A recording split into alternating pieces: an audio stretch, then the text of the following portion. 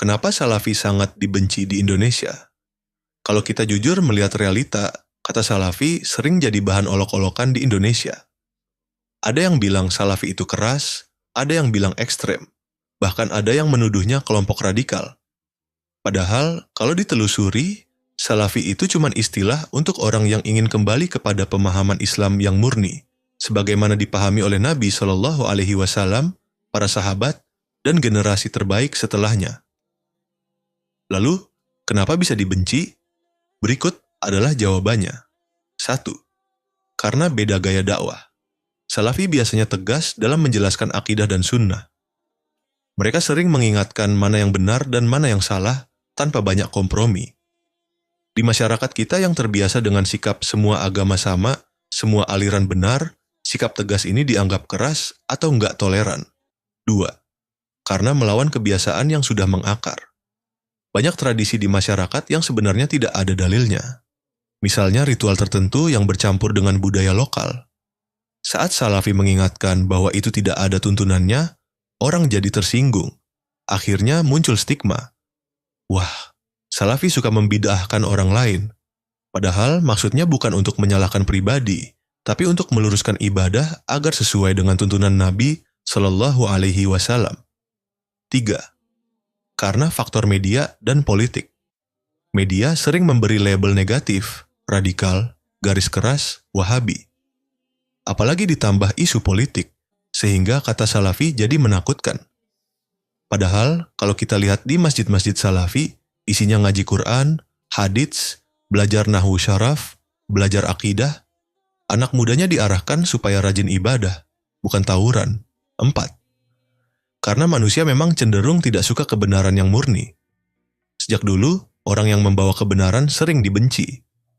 Nabi SAW sendiri diejek, dimusuhi, bahkan diusir. Jadi, kalau pengikut Nabi sekarang juga mengalami hal yang sama, itu bukan hal baru. Rasulullah SAW bersabda, akan senantiasa ada dari umatku segolongan yang menegakkan kebenaran. Mereka tidak akan celaka karena orang yang menghinakan mereka, sampai datang keputusan Allah hari kiamat. Hadis riwayat Bukhari dan Muslim. Hadis ini jadi penguat. Meskipun Salafi sering dibenci, dicap negatif, atau dimusuhi, selama mereka berpegang pada Quran dan Sunnah dengan pemahaman para salaf, maka itu tanda kebaikan. Karena Nabi SAW sudah mengabarkan bahwa kelompok yang berpegang pada agama dengan murni pasti akan ada sampai akhir zaman. 5. Karena manusia tidak suka diingatkan. Setiap orang punya kecenderungan ingin bebas. Saat ada yang mengingatkan tentang akidah, syirik, atau bid'ah, sebagian orang jadi marah. Nabi SAW sendiri pun dimusuhi karena mengingatkan kebenaran. 6. Karena fitnah antar kelompok Islam sendiri, seringkali kebencian muncul bukan dari non-muslim, tapi dari sesama muslim yang berbeda manhaj. Padahal seharusnya umat Islam saling menasihati, bukan saling menjatuhkan.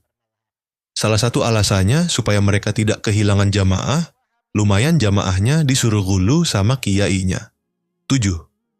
Karena kebenaran memang terasa berat. Menjaga agama tetap murni itu tidak gampang. Yang sedikit-sedikit dikritik, yang salah dibenarkan, itu membuat Salafi tidak populer. Tapi justru itulah sunnah perjuangan. Nabi SAW bersabda, akan senantiasa ada segolongan dari umatku yang menegakkan kebenaran.